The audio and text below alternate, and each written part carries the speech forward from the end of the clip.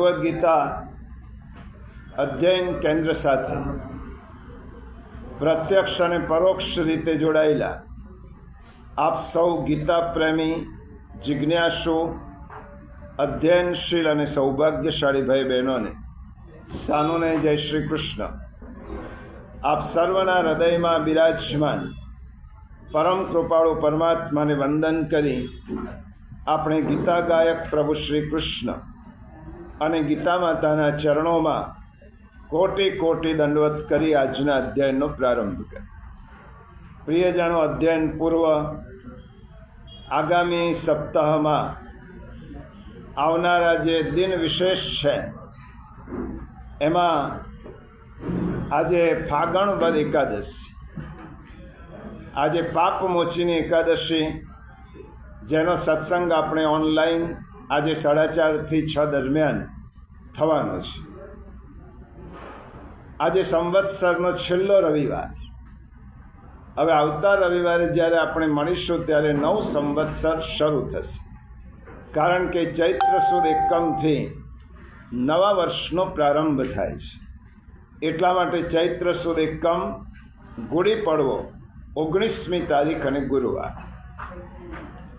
પરાભવ સંવત્સરનો પ્રારંભ અને વાસંતિક નવરાત્રિનો પણ પ્રારંભ એકમ ક્ષય તિથિ છે. 20મી શુક્રવારે ચેટીચાંદનો દિવસ અને 21મી શનિવારે મત્સ્યનારાયણ ભગવાનની જયંતિ, જે ભગવાનનો મત્સ્ય અવતાર થયો એની જયંતિ. પ્રિયજનો, આપણે અધ્યાય 9 રાજવિદ્યા રાજગુહ્ય ના છેલ્લા શ્લોકોનો ઉપસંહારાત્મક શ્લોકોનો વિચાર કરી રહ્યા છીએ. આપણે ગયા રવિવારે 31મા શ્લોક પર્યંતનું અધ્યયન કર્યું.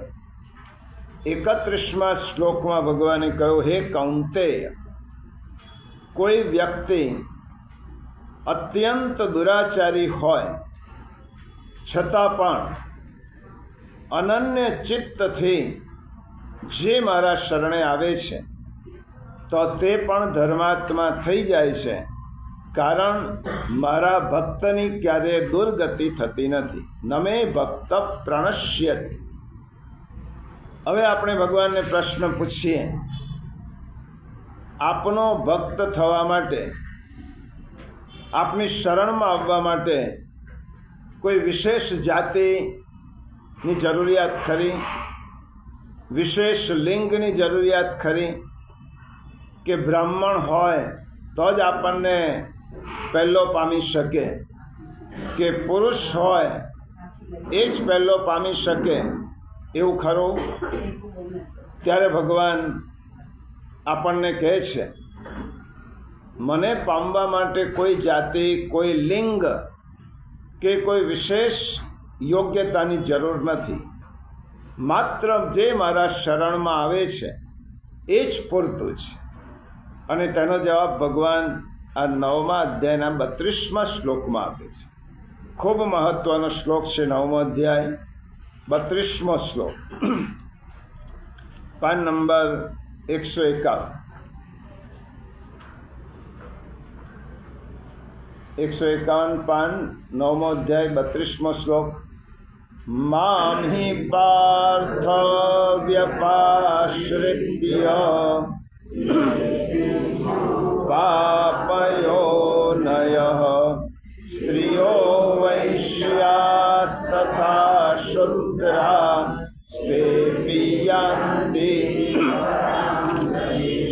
શબ્દાર્થ: હિ એટલે કેમ કે, પાર્થ એટલે હે પાર્થ, સ્ત્રિય એટલે સ્ત્રીઓ, વૈશ્ય એટલે વૈશ્યો, શૂદ્ર એટલે શૂદ્રો, તથા પાપયોનય પાપ યોનિયો.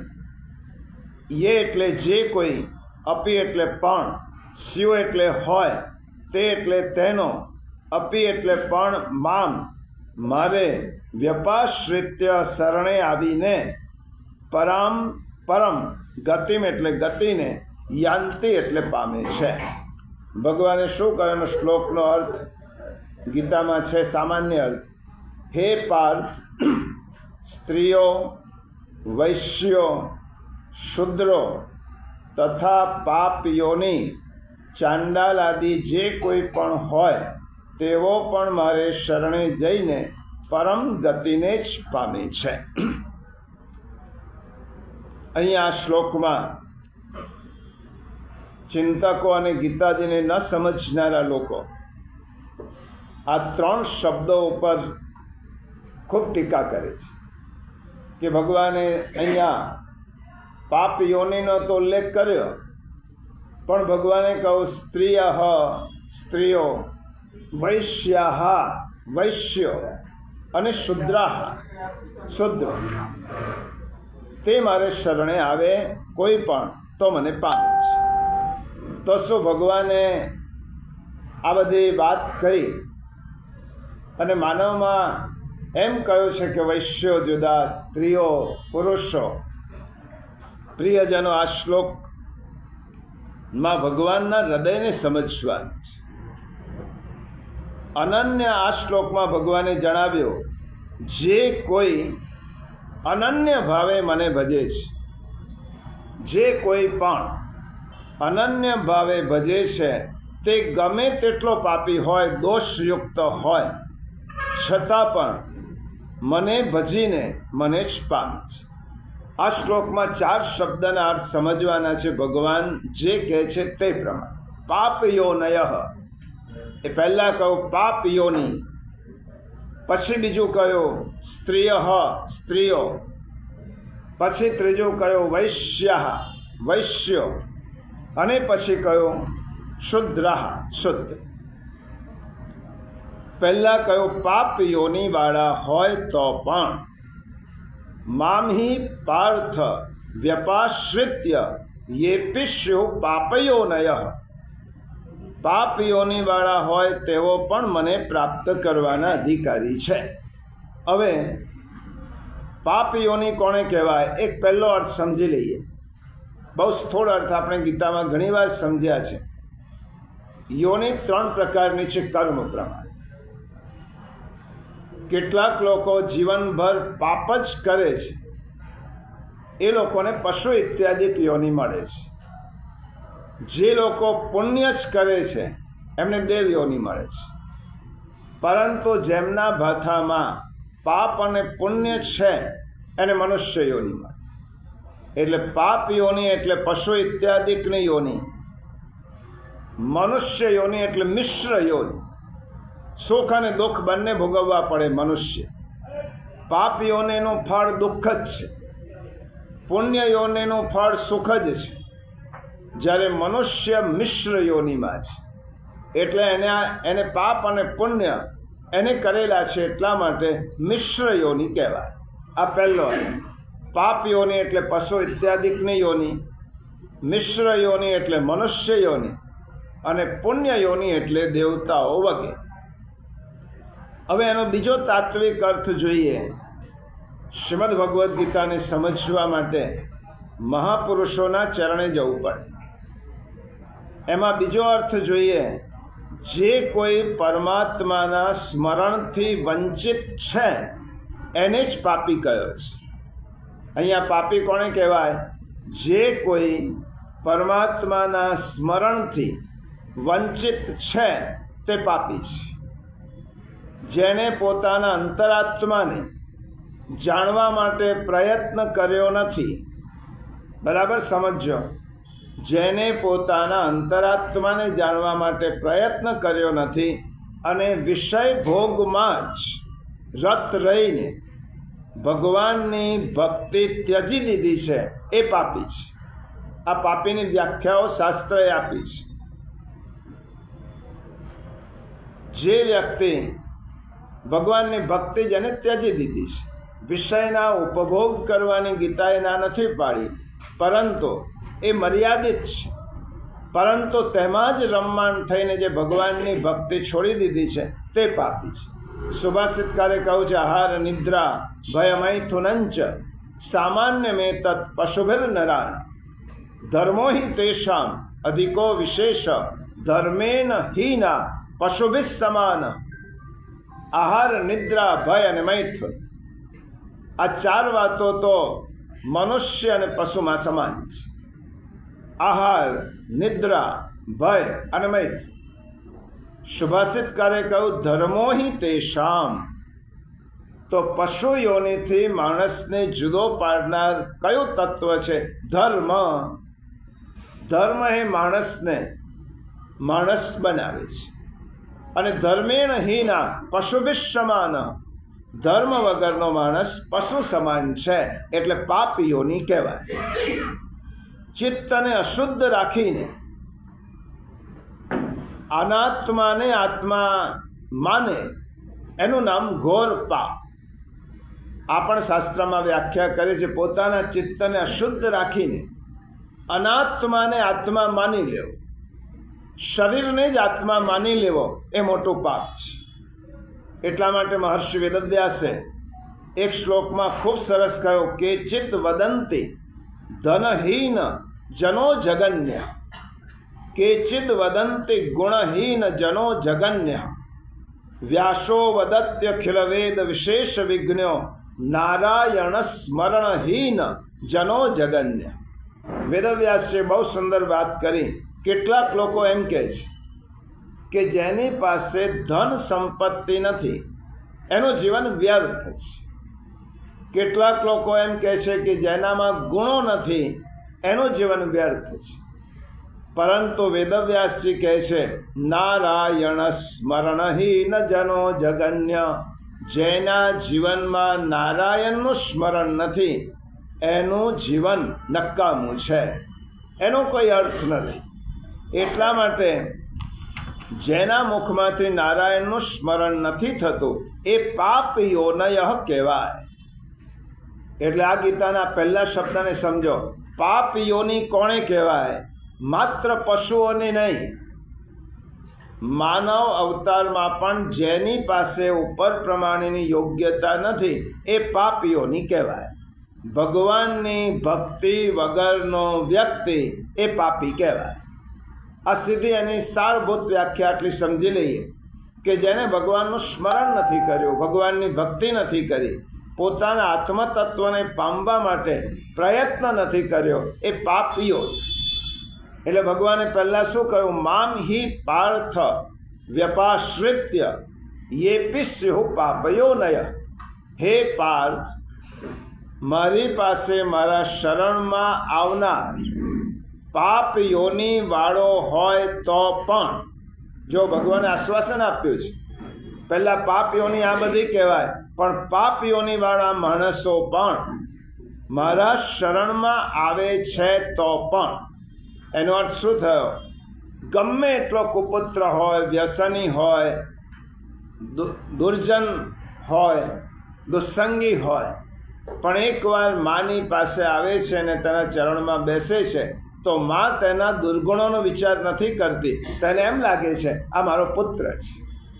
એવી રીતે ભગવાન કહે છે જીવનભર જેને મારું સ્મરણ કર્યું નથી, જીવનભર જે ભોગોમાં રત રહ્યો છે, પણ અંતિમ સમયે પણ જે મારા શરણમાં આવે છે તેને પણ હું ઉદ્ધાર કરું છું. યેપી સ્યુઃ પાપયોનય. અજ્ઞાનથી મોટો કોઈ પાપ નથી અને જ્ઞાનથી મોટો કોઈ પુણ્ય નથી. પછી ભગવાને પાપીઓની જન્મથી નક્કી થતી નથી. કોઈ દિવસ પાપીઓની જન્મથી નક્કી ના થાય, આપણા કર્મથી પાપીઓની નક્કી થાય. એટલે ભગવાને ચોથા અધ્યાયમાં જુઓ કહ્યું છે. આ શ્લોક સમજવો આપણા માટે ખૂબ જરૂરી છે, કારણ કે ભગવાને વર્ણભેદ કર્યો જ નથી. કેટલાક લોકો કહે છે કે બ્રાહ્મણો મોટા, ક્ષત્રિય, વૈશ્ય, શૂદ્ર. તો આ ભગવાને શું માણસોમાં ભેદ કર્યો છે? જો ચોથો આપણે શીખી ગયા છે, છતાં યાદ કરાવું. ચોથા અધ્યાયનો 13મો શ્લોક, પાન નંબર 82. આપણે એના અધ્યયન વખતે વિગતે જોયું હતું. પાન નંબર 82માં 13મો શ્લોક જુઓ. ભગવાન પોતે કહે છે ચાતુર્વર્ણ્યમ મયા સૃષ્ટમ ગુણ કર્મ વિભાગશઃ કસ્ય કર્તારમપી મામ વિદ્ય કર્તારમવ્યયમ. બ્રાહ્મણ, ક્ષત્રિય, વૈશ્ય અને શુદ્ર, આ 4 વર્ણોનો સમૂહ ગુણ અને કર્મોના વિભાગ પ્રમાણે મારા દ્વારા સર્જાયેલો છે. આ પ્રમાણે એ સૃષ્ટિની રચના વગેરે કર્મનો કરતા હોવા છતાં મુજ અવિનાશી પરમેશ્વરને તું વાસ્તવમાં અકર્તા જાણ. અહીંયા ભગવાને કહ્યું છે કે મેં આ વિભાગ પાડ્યા છે, પરંતુ કયો શબ્દ મહત્વનો છે? ગુણ અને કર્મ. ભગવાને જન્મથી વિભાગ નથી પાડ્યા. ભગવાને કહ્યું ગુણ અને કર્મ. જ્યારે માણસ જન્મે છે ત્યારે ત્રિગુણાત્મિકા પ્રકૃતિનો આશ્રય લઈને જન્મે છે. 3 પ્રકારની પ્રકૃતિ કઈ? સત્વ, રજ અને તમ. જ્યારે વ્યક્તિ હોય છે, તમે જોજો જુદા જુદા સ્વભાવના લોકો હશે. કોઈ સત્વગુણી, કોઈ રજોગુણી, કોઈ તમોગુણી, કોઈ સત્વગુણ પ્રધાન હશે, કોઈ રજોગુણ પ્રધાન, કોઈ તમોગુણ પ્રધાન. આ સૃષ્ટિના જે બધા જ લોકો છે તે બધાની વૃત્તિઓ આ ગુણ પ્રમાણે જુદી જુદી હોય છે. એટલે ભગવાને કહ્યું કે કેટલીક વ્યક્તિઓમાં કર્મ અને તેના ગુણ પ્રમાણે મેં ભાગ પાડ્યા છે. જેનામાં જ્ઞાન પ્રધાનતા છે એને બ્રાહ્મણ કહેવાય. જેનામાં કર્મની પ્રધાનતા છે એને વૈશ્ય કહેવાય. જેનામાં શૌર્ય પ્રધાન છે એને ક્ષત્રિય કહેવાય. અને જેનામાં સેવાની પ્રધાનતા છે એને શૂદ્ર કહેવાય. આ જન્મ પ્રમાણે ભગવાને વિભાગ પાડ્યા નથી. ગુણ કર્મ. જન્મથી કોઈ માણસ મોટો નાનો હોતો જ નથી. માણસનું મોટા કે નાનાપણું તેની વૃત્તિ પ્રમાણે હોય છે. એટલા માટે ભગવાને શું કહ્યું કે સ્ત્રી પુરુષના ભેદ પણ, શૂદ્ર કે બ્રાહ્મણના ભેદ પણ ક્યારે પણ ભગવાન પાડી શકતા નથી. કારણ કે આત્મા છે એ તો લિંગથી પર છે. આત્માને તમે શું કહેશો કે આ બ્રાહ્મણ, આ ક્ષત્રિય, આ વૈશ્ય, આ સ્ત્રીનો આત્મા, પુરુષનો આત્મા શુદ્ધ ચૈતન્ય છે, એને તો કોઈ ભેદ નથી. એ 4 વર્ણથી મુક્ત છે, સ્ત્રીલિંગથી મુક્ત છે, પુરુષ લિંગથી મુક્ત છે. એટલા માટે આત્મા જાતિ વિનાનો છે, આત્મા વર્ણ વિનાનો છે. અને ગીતાનો સંદેશ આપનાર સચ્ચિદાનંદ શ્રી કૃષ્ણ પ્રભુ એમ કહે છે કે ક્યારે પણ મારી દ્રષ્ટિએ કોઈ ઊંચો છે કે કોઈ નીચો છે નથી. આગળ ભગવાન કહી ગયા સમોહમ સર્વભૂતેષુ, હું બધા માટે સમાન છું. તો ભગવાન માટે આ મોટો છે કે આ નાનો છે એ હોઈ શકે જ નહીં. કારણ કે કૃષ્ણ તો જગતગુરુ છે અને આત્મ સ્વરૂપ હોવાથી ક્યારે ભગવાન ભેદ જોતા નથી. સર્વમાં સમાન રૂપે છે. એટલા માટે ઊંચ નીચના ભેદો દૂર કરવા માટે ભગવાને આ 3 શબ્દનો ઉલ્લેખ કર્યો છે. એ ભેદને નિકંદન કાઢવાનું છે. ભગવાન એમ કહે છે મારે મન નથી કોઈ પાપીઓની, મારે મન નથી કોઈ પુણ્યયોની, મારે મન તો જે મને ભજે છે તે જ પરમ ગતિને પામે છે. અને આ જ વાસ્તવિકતા છે. મામ વ્યપાશ્રિત્ય પરામ ગતિમ યાંતિ. જે મને ભજે છે, જેમાં બધા આવી ગયા. ભગવાને કહ્યું પાપયોનય સ્ત્રીય વૈશ્ય શુદ્ર, કોઈ પણ મને ભજે છે તે મને પામે છે. ભગવાનના ચરણારવિંદમાં કે ભગવાનની સામે મોટો નાનો, ક્ષુદ્ર બ્રાહ્મણ આવો ભેદ હોતો જ નથી. મને ભજનારા મને પામે છે. હવે ભગવાને બીજો શબ્દ કયો. જો પાપ યોનિનો અર્થ આપણે સમજ્યા. પાપ યોની જન્મથી નક્કી થતી નથી. પાપ યોની આપણી વૃત્તિ અને કર્મ પ્રમાણે નક્કી થાય છે. પણ ભગવાને આશ્વાસન આપ્યું કે ગમે તેટલો પાપી હોય તે પણ જીવનમાં જેને ક્યારે પણ સ્મરણ કર્યો નથી, સત્સંગ કર્યો નથી, પરંતુ એક વખત તે મારા શરણે આવી જાય છે, તેનો પણ ઉદ્ધાર કરું છું. પછી ભગવાને કહ્યું સ્ત્રીય. ભગવાને સ્ત્રીઓનો શબ્દ વાપર્યો. હવે સ્ત્રી એટલે સ્ત્રીલિંગ નહીં. બરાબર સમજો. આ શ્લોક એટલા માટે સમજવાનો છે. સ્ત્રી એટલે સ્ત્રીલિંગ નહીં, સ્ત્રી જાતિ નહીં. તો સ્ત્રી એટલે કોણ? જે કોઈ વ્યક્તિ, આ વ્યાખ્યા શાસ્ત્રોક્ત છે અને શ્રીમદ ભગવદ્ ગીતામાં આચાર્ય ચરણોએ ભગવાનના હૃદયને સમજાવ્યું છે. સ્ત્રી કોણે કહેવાય? જે કોઈ વ્યક્તિમાં પરમાત્માની પ્રાપ્તિનું પૌરુષત્વ નથી એ બધા જ સ્ત્રીઓ છે. જેનામાં પરમાત્માને મેળવવાનું શૌર્ય નથી, પૌરુષત્વ નથી, એ બધા જ સ્ત્રીઓ છે. એ પછી પુરુષ દેહ હોય તો પણ સ્ત્રી, અને સ્ત્રી દેહ હોય તો પણ સ્ત્રી. જેની પાસે પરમાત્માને મેળવવા માટે એટલું પૌરુષત્વ કરવાની ઈચ્છા નથી એ સ્ત્રી કહેવાય. આ જ સંદર્ભમાં 10મ સ્કંદમાં શ્રી મહાપ્રભુજીએ જન્મ પ્રકરણમાં આ વાત સમજાવી છે. જન્મ પ્રકરણ ભાગવતમાં એક શ્લોક આવ્યો, જે લોકો પુરુષ નથી એમને ભગવત કથામાં રસ પડતો નથી. આ એક વિધાન ભાગવતમાં આવે. હવે શ્રી મહાપ્રભુજી તો ગૂઢાર્થ જાણે છે ભાગવતનો, એમને ખૂબ સુંદર રીતે સમજાવ્યું. આ મહાપ્રભુજીના સુબોધિની છે, શ્રીમદ ભગવદ્ ગીતાના સંદર્ભ. મહાપ્રભુજી કહે છે, મનુષ્ય યોનિમાં 2 પ્રકારના દેહ છે. મનુષ્ય દેહ એટલે પુરુષ દેહ અને સ્ત્રી દેહ. આ 2 પ્રકારના દેહ છે, 2 પ્રકારના લિંગ છે. પછી મહાપ્રભુજીએ કહ્યું, એવી રીતે 2 પ્રકારના જીવો છે, પુરુષ જીવ અને સ્ત્રી જીવ. 2 પ્રકારનો દેહ સ્થૂળ છે અને 2 પ્રકારના જીવો છે, પુરુષ જીવ અને સ્ત્રી જીવ. હવે આ રીતે જોઈએ તો 4 પ્રકારના ભેદ થયા. પુરુષ દેહમાં પુરુષ જીવ પણ હોઈ શકે, આ પહેલો પ્રકાર. પુરુષ દેહમાં સ્ત્રી જીવ પણ હોઈ શકે, આ બીજો પ્રકાર. સ્ત્રી દેહમાં પુરુષ જીવ પણ હોઈ શકે, આ ત્રીજો પ્રકાર. અને સ્ત્રી દેહમાં સ્ત્રી જીવ પણ હોઈ શકે, આ ચોથો પ્રકાર. એટલે કેટલા પ્રકાર થયા? પુરુષ દેહમાં પુરુષ જીવ, પુરુષ દેહમાં સ્ત્રી જીવ, સ્ત્રી દેહમાં સ્ત્રી જીવ અને સ્ત્રી દેહમાં પુરુષ જીવ.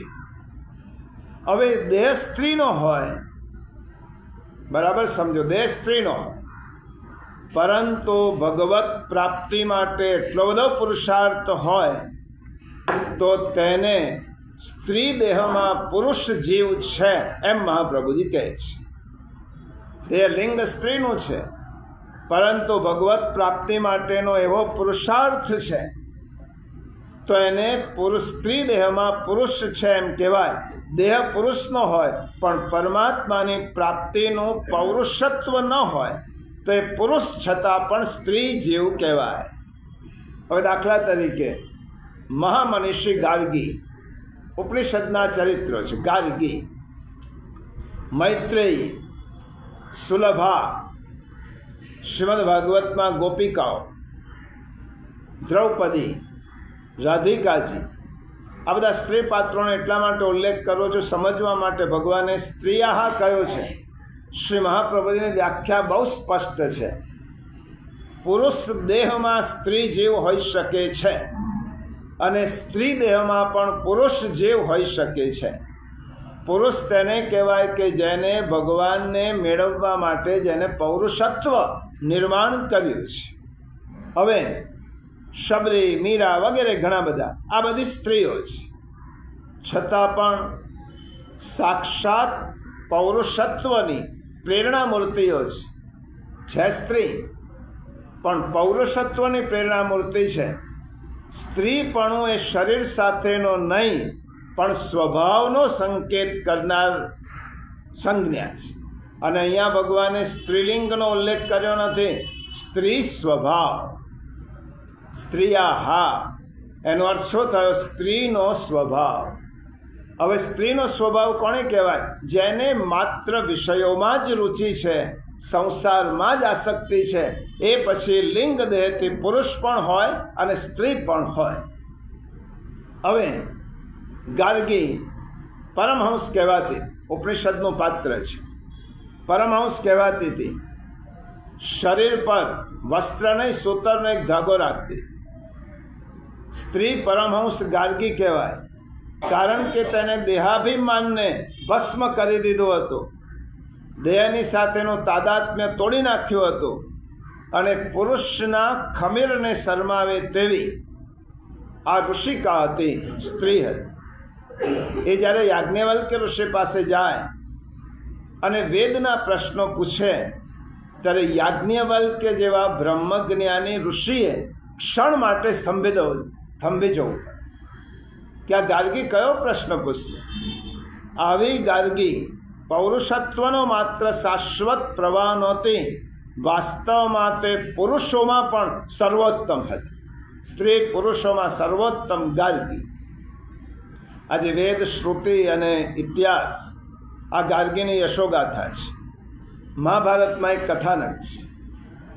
રાજા જનકને જ્ઞાન લેવા માટે ક્યાં જવાનું થયું તો યાજ્ઞવલ્ક્યે જનક રાજાને આજ્ઞા કરી, સુલભા દેવી પાસે જ્ઞાન મેળવવા જાઓ. જનક જેવા વિદેહી સુલભા દેવી પાસે જ્ઞાન મેળવવા આવ્યા. જ્ઞાની હતા, ક્ષત્રિય હતા. સુલભાના પગ પાસે બેસી અને જનક રાજા જ્ઞાન મેળવે છે તો આ સુલભાને સ્ત્રી કહેવાય?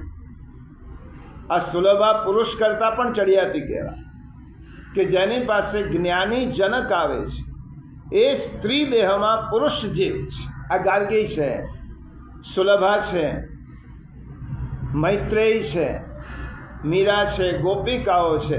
સ્ત્રી દેહ હોવા છતાં અંદરનો જીવ કયો છે? પુરુષનો. કારણ કે જેને ભગવાનને મેળવવાનો પુરુષાર્થ કર્યો છે એટલા માટે તેને સ્ત્રી દેહમાં પુરુષ જીવ કહેવાય. આ બધી સ્ત્રીઓ જે બ્રહ્મને જાણે છે એ બ્રહ્મ સ્વરૂપ બની જાય. પછી એ સ્ત્રીનો દેહ કે પુરુષનો દેહ હોય, જેને બ્રહ્મને જાણી લીધા, બ્રહ્મીભૂતમ ભવતી, એ બ્રહ્મ બની જાય. અને બ્રહ્મને જાતિ સાથે કોઈ લેવા દેવા નથી કે આ સ્ત્રી છે કે આ પુરુષ છે. એટલા માટે બ્રહ્મ સ્વરૂપમાં જાતિ, લિંગ, વર્ણ ક્યારે પણ આવતા જ નથી. બ્રહ્મને તમે કઈ જાતિ કહેશો? આપણે ગયા રવિવારે જોયું તો સૃષ્ટિની ઉત્પત્તિમાં બ્રહ્મએ પોતાના 2 ભાગ કર્યા. એમાં પહેલો ભાગ એ પુરુષલિંગ કહેવાયો અને બીજો ભાગ સ્ત્રીલિંગ કહેવાયો.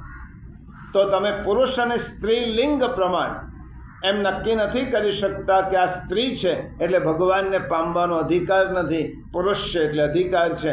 મહાપ્રભુજીએ કહ્યું, જેનામાં ભગવત પ્રાપ્તિનું પૌરુષત્વ છે એ પછી સ્ત્રી દેહમાં હોય કે પુરુષ દેહમાં હોય એને પુરુષ જ કહેવાય. એટલા માટે બ્રહ્મ સ્વરૂપ મનની નિર્બળતા ધરાવતા, બ્રહ્મ જ્ઞાન નહીં પણ બ્રહ્મનું અજ્ઞાન ધરાવતા, ભોગમાં જ રચ્યા પચ્યા રહેનારા જીવો સ્ત્રી જીવો છે. આ સમજી લો તો આ ગીતાનો શ્લોક સમજાશે.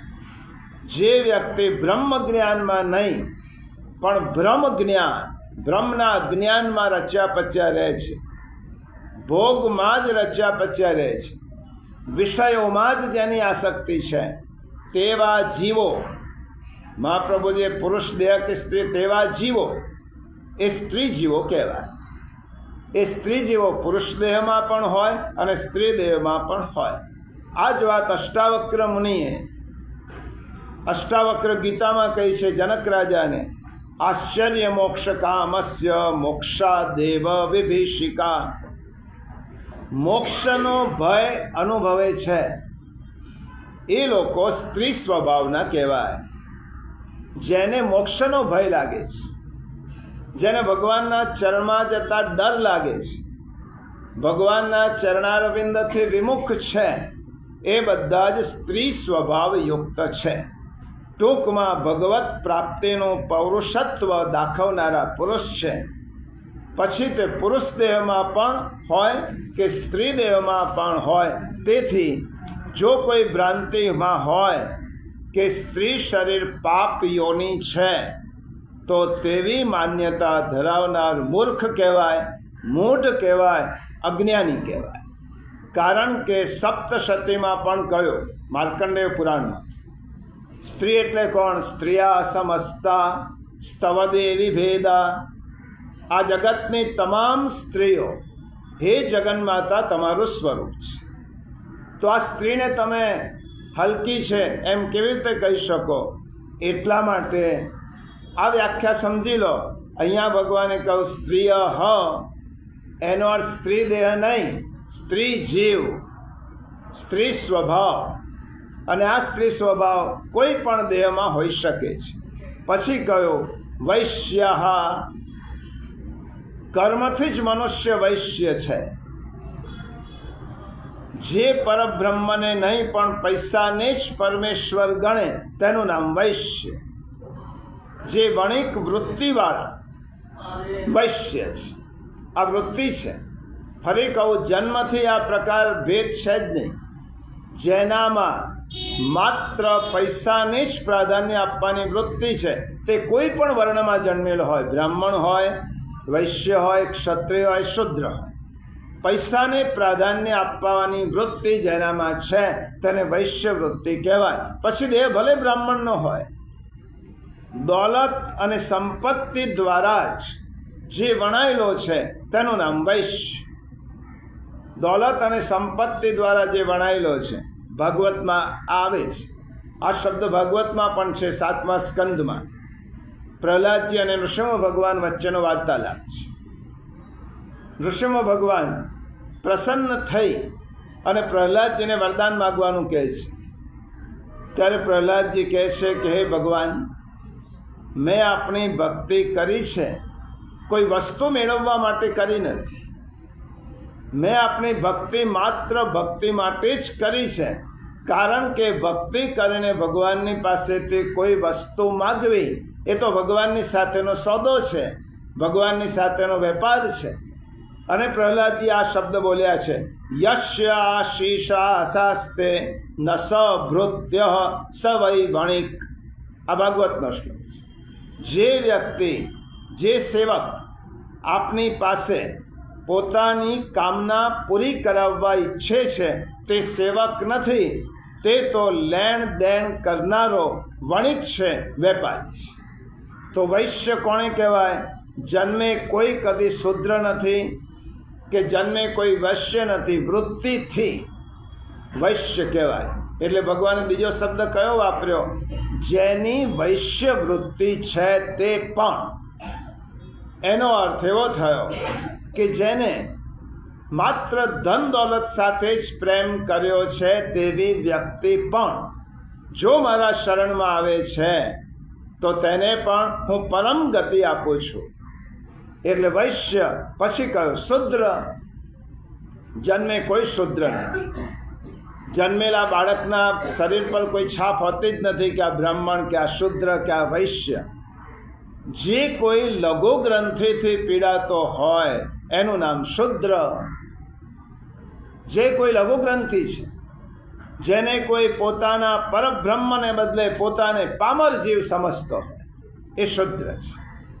આપણે બધા ભગવાનના જ છીએ, પણ કોઈ વ્યક્તિ એમ કહે કે હું પામર છું, હું દીન છું, હું લાચાર છું, મારાથી કશું જ થઈ શકે નહીં, એવી વૃત્તિવાળો માણસ શુદ્ર છે. અને જેનામાં અલ્પત્વ અને હિંતાનો ભાવ છે એ શુદ્ર છે. આપણા મનમાં ક્યારે હિંતાનો ભાવ હોવો જ ન જોઈએ. ભગવાનને મેળવવા માટે આ સૃષ્ટિમાં જન્મેલા પ્રત્યેકનો સમાન અધિકાર છે. કોઈ પણ વ્યક્તિ ભગવાનને મેળવી શકે છે, સ્ત્રી, વૈશ્ય, શુદ્ર. એટલા માટે જે ભગવદ ભક્તિથી રહિત છે એ શુદ્ર છે. આ વ્યાખ્યા શાસ્ત્રોની છે, મારી નથી. અને સ્મૃતિએ શું કહ્યું? સર્વે વર્ણેષુ તે શુદ્રા યે અભક્તા જનાર્દને. બધા જેનામાં જનાર્દનની, કૃષ્ણની ભક્તિ નથી તે શુદ્ર છે. જેનામાં ભક્તિ નથી તે શુદ્ર. તુલસીદાસજીનો પ્રસંગ આપણે કહ્યો તો એટલા માટે યાદ કરાવો. તુલસીદાસજી જ્યારે રૈદાસ ચમાર પાસે ગયા અને ભેટવા લાગ્યા, ત્યારે તુલસીદાસજી પહેલાં નહોતા ભેટ્યા.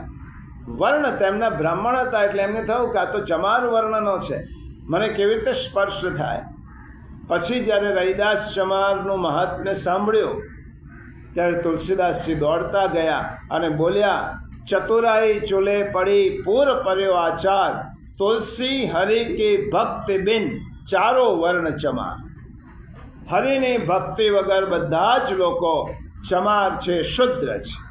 આપણામાં રહેલો અલ્પત્વનો ભાવ છે એ શુદ્રતા છે. અલ્પત્વનો ભાવ, હિંતાનો ભાવ, અત્યંત પોતાની જાતને નમાલી માનવી, આ શુદ્રતા છે. સુરદાસજીનો પ્રસંગ યાદ કરાવું.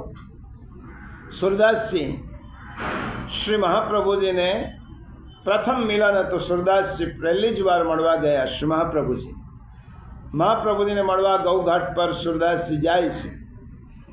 સુરસ્વામી તરીકે ઓળખાતા હતા અને શ્રી મહાપ્રભુજીએ કહ્યું, આવો સુરદાસ, સુરસ્વામી આવો. લીલાનો જીવ હતા. મેં એમ સાંભળ્યું છે કે તમે બહુ સુંદર ભજનો અને કીર્તનો કરો છો, કંઈક સંભળાવો. અને શ્રી મહાપ્રભુજીની પાસે સુરદાસજી બેસે છે અને પહેલું કીર્તન મહાપ્રભુજીને સંભળાવે છે. હો પતિતન કો ટીકો, મૌસમ કોન કુટિલ ખલ કામ. આ ભજન સાંભળ્યું મહાપ્રભુજી, પહેલો જ ભજન સુરદાસજી. અને મહાપ્રભુજી કહેવા લાગ્યા, સુર, તમારું નામ તો સુર છે. સુર હો और घिघियात हो, કશું ભગવત લીલાપદ સુનાવ. સુર છો ને આમ રડો છો શા માટે? આવા પતિત શા માટે થાઓ છો? તમારું નામ તો સુરદાસ છે અને તમારા મનમાં તે હિંતા કાઢી નાખો. પતિતન કો ટીકો, મૌસમ કોન કુટિલ ખલ કામી, આ કાઢી નાખો અને મને તો ભગવદ લીલાનું કોઈ કીર્તન સંભળાવો. પછી તો આખ્યાયિકા મોટી છે, આજે આ શ્લોક પૂરો કરવો છે. એટલા માટે સુરદાસજીના મનમાંથી શ્રી મહાપ્રભુજીએ પહેલી ગ્રંથિ શું દૂર કરી? આ હિંતા કાઢી નાખો. તમે પતિત નથી, તમે પતિત છો જ નહીં, કારણ કે તમે ભગવાનના શરણે જવા માટે યોગ્ય છો અને જે ભગવાનના શરણે જાય પતિત હોઈ શકે જ નહીં. માટે આ તમારી હિંતા કાઢી નાખો, આ શુદ્રત્વ કાઢી નાખો. એવી રીતે વિદુરજીને મૈત્રેય ઋષિ આ જ કહ્યું કે મૈત્રેય ઋષિ, તમારા મનમાં હું દાસી પુત્ર છું એ કાંટો કાઢી નાખો. તમારા મનનો ભાવ કાઢી નાખો. હું દાસી પુત્ર છું, હું આવી હલકી જાતિમાં જન્મેલો છું. તમારું સ્વરૂપ આવું છે જ નહીં, તમે તો બ્રહ્મના અંશ છો. એટલા માટે મહાપ્રભુજીએ કહ્યું, આપણામાં રહેલો હિંતાનો ભાવ એ શુદ્રત્વ છે. અને આ શુદ્રત્વ બ્રાહ્મણમાં પણ હોઈ શકે, વૈશ્યમાં પણ હોઈ શકે, ક્ષત્રિયમાં પણ હોઈ શકે. હિંતાનો ભાવ આત્મજ્ઞાનને નાત, જાત, લિંગ, પાપ, યોની સાથે કોઈ સંબંધ નથી. જેને આત્મજ્ઞાન કરવું છે એને કોઈ સંબંધ નથી. આત્મજ્ઞાન કેવું છે? અગ્નિ સમાન છે. તેનામાં જાતિ, નાતિ, કોલ, ગોત્ર, આ બધો જ પાપ્યો નહીં, આ બધું વળીને ભસ્મ થઈ જાય છે. તમે બ્રહ્મની પાસે જાઓ છો ત્યારે બધો જ બળી જાય છે. પ્રભુ શું કહે છે? આ શ્લોકનો સંદર્ભ અર્થ સમજો. પ્રભુ એમ કહે છે, હું પારસમણી જેવો છું. પારસમણી માટે કોઈ ભેદ નથી કે આ કોઈ ખૂનીને કેદખાનામાં બાંધતી સાંકળ છે, એટલા માટે હું એનો સ્પર્શ કરું તો એ સોનું ન થવી જોઈએ. પારસમણીનો આવો ભેદ નથી. પારસમણી એ વિચાર કરતો નથી કે આ લોખંડનો ટુકડો, છૂરો, એનામાં કસાઈ બકરાને કાપે છે, એને હું સ્પર્શ કરું તે પારસમણી સોનું ન થવો જોઈએ. પારસમણી તેને પણ સ્પર્શ કરે તો તે પણ સોનાનું થાય. પારસમણી એમ વિચાર કરતો નથી કે દેવાલયમાં ઘંટ હોય અને લોખંડ હોય તો જ હું તેને પવિત્ર કરું, આવું પારસમણી વિચારતો નથી. તો ભગવાન કેવા છે? પારસમણી જેવા છે. અનન્ય ભાવથી જે વ્યક્તિ ભગવાનને ભજે છે તે પરબ્રહ્મ સ્વરૂપ બની જાય છે. જેમ કોઈ પણ પ્રકારના લોહ તત્વને પારસમણી સુવર્ણ બનાવે છે.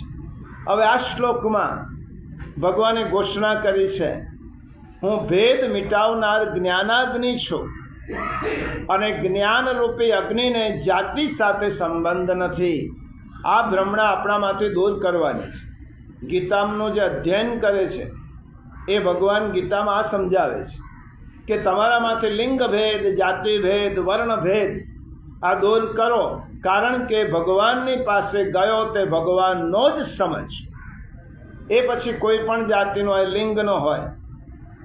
મહર્ષિ વેદવ્યાસ, જેની પીઠ આજે વ્યાસપીઠ કહેવાય, અને જેના ઉપર બ્રાહ્મણો, સંતો, આચાર્યો બેસી અને વચનામૃત કરે, પ્રવચન કરે, કથા કરે, તે વ્યાસપીઠ કહેવાય. આ મહર્ષિ વેદવ્યાસજી કોના પુત્ર હતા ખબર છે? મત્સ્યગંધા, માછણના પુત્ર.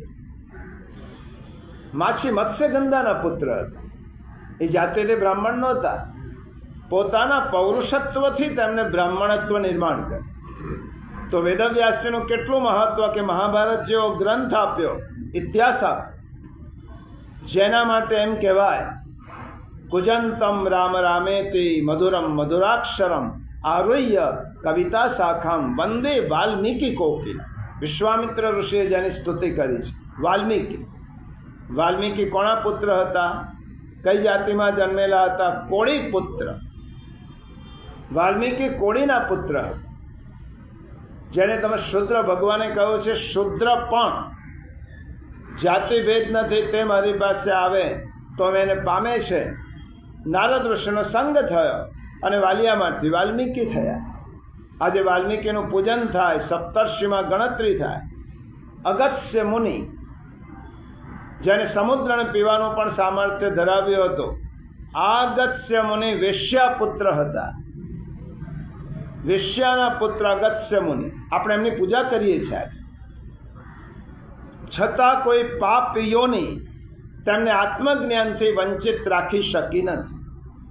મત્સ્યગંધાના પુત્ર વેદવ્યાસજીને પાપ યોની નડી નહીં. વાલિયાને, વાલ્મીકી ઋષિને કોળી યોની નડી નહીં. એવી રીતે સંત કબીર વણકર હતા, સંત રવિદાસ ચમાર હતા, શબરી ભીલ કન્યા હતી, કેવટ માછીમાર હતો, અને નિષાદ રાજ ગુહ એ ભીલોનો રાજા હતો. ભગવાને કોણે પોતાના નથી બનાવ્યા? શબરીને એમ કહ્યું કે હું તારી કુટીરમાં નહીં આવું. કેવટને એમ કહ્યું કે હું તારી નૌકામાં નહીં બેસું. નિષાદ રાજ ગુહને પણ પ્રભુએ આલિંગન આપ્યું છે. તો આત્મ સાક્ષાત્કાર માટે ક્યારેય પણ શુદ્રત્વ કે લિંગ નડતું નથી. જેને આત્મ સાક્ષાત્કાર કરવો છે તેને આ નડતો નથી. ત્યાં સુધી જાજલી બ્રાહ્મણ હોવા છતાં જ્ઞાન મેળવવા માટે તુલાધાર વૈશ્ય પાસે ગયા. જાજલી બ્રાહ્મણનો પુત્ર, ઋષિપુત્ર છે, અને જ્ઞાન મેળવવા માટે ક્યાં ગયા? તુલાધાર વૈશ્ય, જે વેપાર કરતો હતો, પણ એની સમવૃત્તિ હતી. અને ઋષિએ કહ્યું કે તારે એમની પાસે જ્ઞાન મેળવવું જોઈએ. ત્યાં સુધી સજન કસાઈ હતો. સજન મહાભારતના ઉલ્લેખ છે. વ્યવસાય કસાઈ હોવા છતાં એને પરમાત્માની પ્રાપ્તિ કરી એનાથી વંચિત નથી. આમ ભક્તિ કરનારને આત્મજ્ઞાનની પ્રાપ્તિ માટે જાતિ, લિંગ, વ્યવસાય કે પાપ યોની ક્યારે પણ બાધક કે અવરોધક બની શકતી જ નથી. અને ભક્ત તુકારામ તો ત્યાં સુધી કે ભગવાનને કોઈ ભેદ નથી, અનન્ય ભક્તિમાં સર્વ ભેદ વિરામ પામે છે. એ ભગવાન નરસિંહની હુંડીનો પણ સ્વીકાર કરે છે. એ ભગવાન એકનાથને ત્યાં કાવડથી પાણી પણ ભરે છે. એ જ ભગવાન જનાબાઈને ત્યાં છાણામાં પણ પ્રવેશ કરે છે. એ જ ભગવાન જનાબાઈને ત્યાં દળવામાં, ખાંડવામાં એ મદદરૂપ થાય છે. જનાબાઈ દળતી હોય ત્યારે ભગવાન પાસે આવે. માં તું એકલી દળે નથી, હું દળવા લાગ. જનાબાઈ ખાંડતી હોય ત્યારે ઠાકોરજી પાસે આવે અને જનાબાઈનો હાથ પકડી લે. ઝૂંપડીમાં છાણા એનો બનાવવાનો વ્યવસાય. ભગવાન ક્યારે પણ, શબરી શું કહે છે? શબરી ભગવાનને પ્રશ્ન પૂછે છે રામાયણમાં, હું વેદ જાણતી નથી, શાસ્ત્ર જાણતી નથી, હું તો અધમ નારી છું, ભીલ કન્યા છું, જાતિ મારી નીચી છે, પ્રભુ તમે મારી ઘર કેવી રીતે પધાર્યા? ત્યારે રામાયણમાં તુલસીદાસજી રામ પાસે આ વાક્ય બોલાવ્યો છે, કહ રઘુપતિ સુની ભામિની બાતા, માનવ એક ભક્તિ કર નાતા. હે શબરી, સાંભળી લો, હું કોઈ પણ વર્ણ લિંગ ભેદ જોતો નથી. માનવ એક ભક્તિ કર નાતા, હું ભક્તિનો નાતો જ જોઉં છું અને ભક્તિથી પ્રસન્ન થઈને તેની પાસે આવું છું. એટલા માટે ભક્ત સેના નાવી વાળંદ એક એક દ્રષ્ટાંતો એટલા બધા સમજવા જેવા છે. સેના નાવી કોઈ એમ કહી જ ન શકે કે પ્રભુને પામવા માટે અમુક જણનો જ અધિકાર છે. સ્ત્રીઓ વૈશ્યા તથા શુદ્રા તેપી યાંતિ પરામ ગતિ. ભગવાને આ સમજાવવા માટે આ ભાગ પાડ્યા છે. સેના નાવી સેવામાં પાંડુરંગ પંઢરપુરના વિઠ્ઠલનાથજીની સેવામાં રોજ પહોંચી. નાવીનો વ્યવસાય હજામત કરવા. એક દિવસ સેવામાં પહોંચેલા હતા. પોતાની પત્નીને કહી રાખ્યું, કોઈ પણ મને બોલાવવા આવે ત્યારે ના પાડી દેવા, કારણ કે હું સેવામાં છું. અને યોગાનો યોગ તે સમયે રાજાનો સિપાહી બોલાવવા આવે કે તમને સેનાને આવીને બોલાવે છે, રાજાને હજામત કરાવતી છે. અને ભક્તની પત્ની હતી, આ ના પાડી કે હમણાં નહીં અવાય, સેવામાં છે, નહીં અવાય. વિચાર ન કર્યો કે રાજા ગુસ્સે થશે તો, પણ ચિંતા ભગવાનને થઈ. ભગવાનને થયું કે મારી ભક્તિ કરે છે, રાજા બોલાવે છે અને ભક્તને, નિર્દોષ ભક્તને દંડ આપશે તો હું જ સેના નાવી બની જઉં. તો અને ભગવાન સેના નાવી બન્યા. જો ભક્તો પર કેટલો શરણાગતનો ઉદ્ધાર કર્યો છે. પ્રભુ પોતાની સાથે હજામતના સાધનો લઈ અને રાજાની પાસે લાવો હજામત કરો. પાણીની વાડકી ભરી હતી, અંદર પાણી હતું. પ્રભુ સ્વયં રાજાની હજામત કરે છે ને પાણીમાં રાજાએ જોયું તો ભગવાનના દર્શન થયા. પાછો મૂંઝાયો કે ઉપર જોયું તો સેના નાવી છે, નીચે જોયું તો પાણીમાં જોયું તો ભગવાનના દર્શન. એકદમ મૂંઝાવા. આટલો દિવ્ય સ્પર્શ મને ક્યારે પણ થયો નથી. આ સેના નાવીમાં આજે એવું શું છે કે એનો સ્પર્શ મને મધુર લાગે છે, આટલો દિવ્ય લાગે છે. બહુ જ પ્રસન્ન થયો. રાજાને થયું ગમે તે સેના નાવીના રૂપમાં આજે એને બહુ આનંદ આપ્યો છે. પ્રભુએ દાઢી કરી એની અને સેના નાવીને સોના મહોરો આપી રાજાએ. એને તો ભગવાનના દર્શન નહોતા થયા, પણ એવું લાગ્યું, પાણીમાં જોયું તેમ પ્રતીત થયું કે આ તો પ્રભુ છે. મૂંઝાયો, સોના મહોરો આપી. પ્રભુએ સોના મહોરો સેના નાવીના ખજાનામાં મૂકી દીધી અને પ્રભુ વિદાય થયા. સોના મહોરો લઈ પ્રભુ મૂકીને વિદાય થયા. આ બાજુ સેના નાવી સેવા પૂરી થઈ. દોડતો પોતાના ઓજારો લઈ અને રાજા પાસે. રાજા સાહેબ, મોડું થયું, ક્ષમા કરજો, હું સેવામાં હતો. તું હમણાં તો મારી દાઢી કરી ગયો ને તું કે હું સેવામાં હતો. સેના નાવીએ કહ્યું, તું જ ખરેખર સાચું બોલે છે. રાજાએ પૂછ્યો તો મારું કામ કરવા માટે આ સેના નાવીનું રૂપ સ્વયં વિઠ્ઠલનાથજી. અને પછી તો સેના નાવીનો ભક્ત થઈ ગયો રાજા. હવે મારે રાજપાટ કરવો નથી. જેને એકવાર ભગવાનનો સ્પર્શ થયો, ભગવાને કેટલી મારી અજામત જેવું હલકું કાર્ય પ્રભુએ કર્યું. ચાલ હવે પંઢરપુર, હવે મારે રહેવું જ નથી. રાજકાજ છોડીને સેના નાવી સાથે રાજા નીકળી પડે. આવી રીતે ભક્તિથી વશ થઈને ભગવાને ઉગ્રસેનની છડી પોકારતા. ઉગ્રસેન રાજા આવે ત્યારે પ્રભુ છડી પોકારે. દ્વારિકાધીશ પ્રભુ કેટલો ભગવાનને કોઈ ભેદ નથી. દ્રૌપદીના ચંપલ ઉઠાવ્યા. દ્રૌપદી ચાલતી હતી ને પ્રભુએ તેના ચંપલ ઉઠાવ્યા. જનાબાઈના છાણા ભગવાને તૈયાર કર્યા. મીરાના રાણાએ ભૂત્યો મહેલ આપ્યો. ત્યારે ભૂત્યા મહેલમાં મીરાબાઈ કીર્તન ગાવા લાગી અને ભગવાન તેને દર્શન આપતા હતા કે આ ભૂત્યો મહેલ નથી, મારી ભક્તિથી આ મહેલ જ દિવ્ય થઈ ગયો. તો આવી રીતે ભગવાન સ્વયં સજન કસાઈનું માંસ ભગવાન ગોઠવતા. આ મહાભારતમાં લખ્યું છે. કસાઈ હતો, વ્યવસાય હતો, ભક્ત હતો. તો ભગવાન તેનું આ કામ, ભગવાન સ્વયં આ શ્લોકમાં કહે છે, શ્રેષ્ઠ તે છે કે જે મને ભજીને પરમ ગતિ પામે છે. શ્રેષ્ઠ નથી કોઈ જાતિ, નથી કોઈ લિંગ, નથી કોઈ યોનિ. હરિ કો ભજે સો હરિ કો હોય. જે ભગવાનને ભજે તે ભગવાનનો થાય. અને ભગવતના 3જા શ્લોકમાં આ બધા સંદર્ભ એટલા માટે આપો છો, શ્રીમદ ભગવદ્ ગીતામાં જે કહ્યું છે એ ભગવદ વાણી છે. અને આપણે ગીતાને નહીં સમજીને ખોટી ભ્રમણાઓમાં ફરીએ છીએ અને જીવનનું જીવન એમ વ્યતીત થઈ ગયું કે આ હલકો છે, આ શુદ્ર છે, આ બ્રાહ્મણ છે, આ સ્ત્રી છે, એમને એમ આપણું જીવન પૂરું થઈ ગયું. ભગવાને કહ્યું કે મારા માટે જાતિ, લિંગ કોઈ ભેદ નથી. શ્રીમદ ભાગવતમાં કહ્યું, અહો બત સ્વપચો ગરીયા યદ જીવાગ્રે વર્તતે નામ તુભ્યમ. જેના જીભ પર ભગવાનનું નામ નથી તે શુદ્ર છે.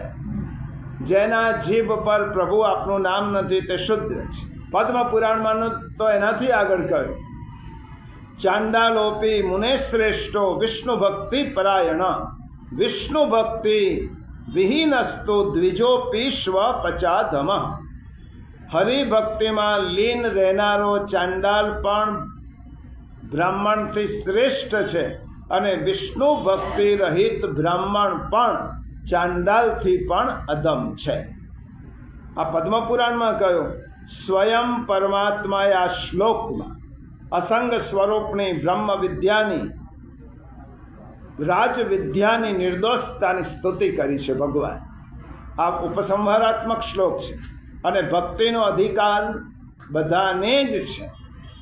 ભક્તિનો અધિકાર કોઈ વિશેષ વર્ણવાળા કે વિશેષ લિંગવાળાને નથી, પણ અનન્ય ભક્તિથી સ્ત્રીઓ હોય, શુદ્ર હોય, વૈશ્ય હોય, તે પણ પરમ ગતિને પામે છે. અને છેલ્લી વાત આ જ વાત ગુસાઈજી પ્રભુચરણ શ્રી મહાપ્રભુજી માટે લખી, એટલે પ્રમાણ થઈ ગયું. મહાપ્રભુજીનું 13મું નામ શું લખ્યું ગુસાઈજીએ? સ્ત્રી શુદ્રા ધ્રુત ક્ષમ.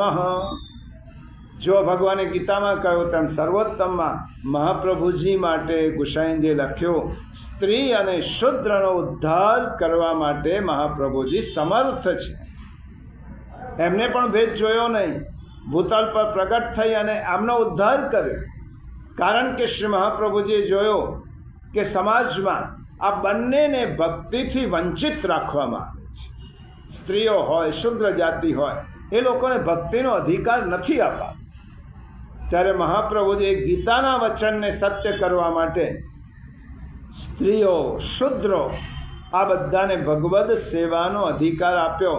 550 વર્ષ પહેલાં સ્ત્રીઓનું સ્થાન પડદામાં હતું.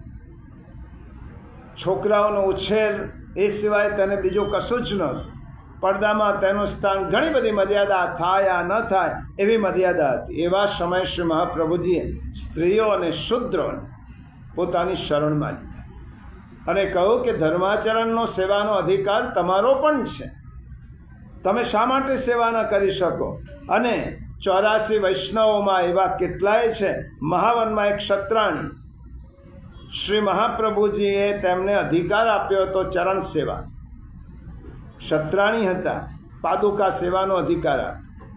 બીજા યાદવેન્દ્ર કુંભાર, તેમને શ્રી મહાપ્રભુજીની એટલી બધી સેવા કરીને મહાપ્રભુજી તેમને પાસે.